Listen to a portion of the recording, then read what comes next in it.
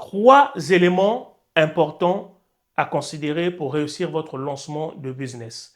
Beaucoup de personnes veulent lancer des activités, mais très peu savent les clés, les éléments essentiels pour réussir son lancement d'activité. N'oubliez pas que le but principal d'une entreprise est de vendre. Donc si vous ne pouvez pas vendre, donc vous ne pouvez pas être rentable. Et il faut se poser des questions sur cette rentabilité avant même de lancer votre activité.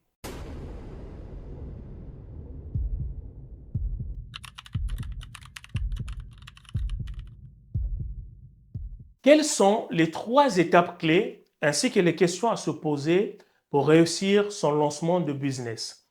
Dans cette vidéo, nous allons voir ensemble les trois éléments essentiels et les questions que vous devez vous poser pour réussir votre lancement de business.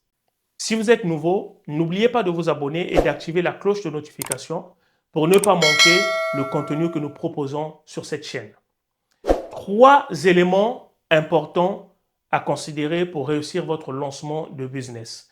Beaucoup de personnes veulent lancer des activités, mais très peu savent les clés, les éléments essentiels pour réussir son lancement d'activité.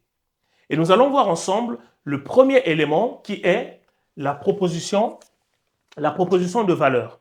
La proposition de valeur correspond à la valeur perçue de votre produit ou de votre service par votre client.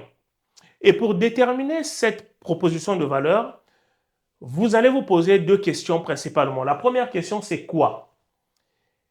Cette question nous ramène à déterminer le problème. Quel est le problème que vous êtes en train de résoudre pour votre client? Une fois que vous avez déterminé ce problème, vous allez maintenant vous poser la question, qui sont ces personnes? Et cette question vous permet de déterminer votre cible, de connaître votre segment de marché et comment vous allez faire pour attaquer votre marché. Je prends un exemple. Pour mon activité de business coach, j'ai pour mission de travailler avec des dirigeants d'entreprise et des entrepreneurs. Donc, sur les problématiques qui sont liées à la performance, à la productivité ou à la croissance. Et donc, une fois que vous avez déterminé le problème que vous voulez résoudre et votre cible, vous passez maintenant à l'étape d'après qui est l'architecture de valeur. L'architecture de valeur, c'est ce qu'on appelle le système d'activité. C'est l'ensemble des opérations et des ressources que vous allez mettre à disposition pour produire votre offre. Et cela va vous emmener à vous poser des questions. Par exemple, est-ce que je produis mon offre en interne ou est-ce que je sous-traite mon offre? Et donc la question à se poser à cette étape, c'est comment? Comment je fais pour produire mon offre? Est-ce que je sous-traite ou est-ce que je le produis en interne, comme je disais? Et une fois que vous avez répondu à cette question, par exemple, si vous faites le choix de sous-traiter, alors vous allez vous poser la question, quels sont les partenaires clés que je dois engager pour la production de mon offre? Je prends un exemple, je suis dans l'activité de la formation. Pour produire mes formations, donc le contenu vidéo de mes formations, j'ai deux choix. Soit je les produis en interne, soit je les sous-traite, donc par un prestataire qui viendra faire le reportage et le montage de mes formations. Donc ça se trouve au niveau de l'architecture de valeur. Vous allez vous poser la question comment je vais produire ou comment nous allons produire notre offre. Et un autre élément important à considérer à cette étape est ce qu'on appelle la chaîne de valeur. Quelles sont les activités clés de mon entreprise? Et une fois que vous avez fait le tour de la question, vous pouvez maintenant passer à l'étape d'après qui est l'équation de profit. L'équation de profit correspond à comment votre proposition de valeur et votre architecture de valeur vont déterminer votre rentabilité. À cette étape, vous allez regarder votre rentabilité économique future.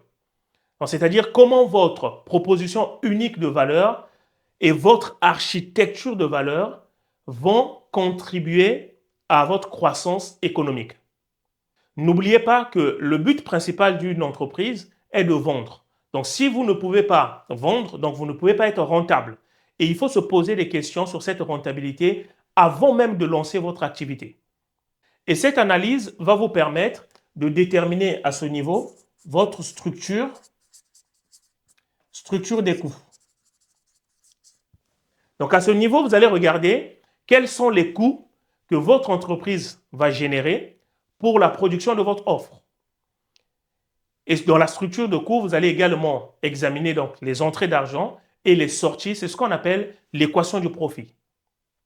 Donc ça, ce sont les 3 étapes que vous devez respecter pour réussir le lancement de votre business. Première étape, regardez la proposition de valeur. Quel est le problème que vous êtes en train de résoudre sur le marché? Et qui sont les clients potentiels? Et une fois que vous avez répondu à cette première partie, vous passez à l'étape d'après qui est l'architecture de valeur. Vous allez maintenant regarder comment, donc à cette étape, comment vous allez produire votre offre. Et une fois cette étape validée, vous passez à l'étape numéro 3 qui est l'équation du profit. Et ici, vous allez regarder combien vous allez gagner et combien vous allez dépenser pour la production de votre offre. Voilà les 3 éléments importants à considérer pour réussir votre lancement de business. N'oubliez pas de partager dans les commentaires vos réflexions et votre expérience par rapport à ces 3 éléments. Je vous retrouve à la prochaine vidéo.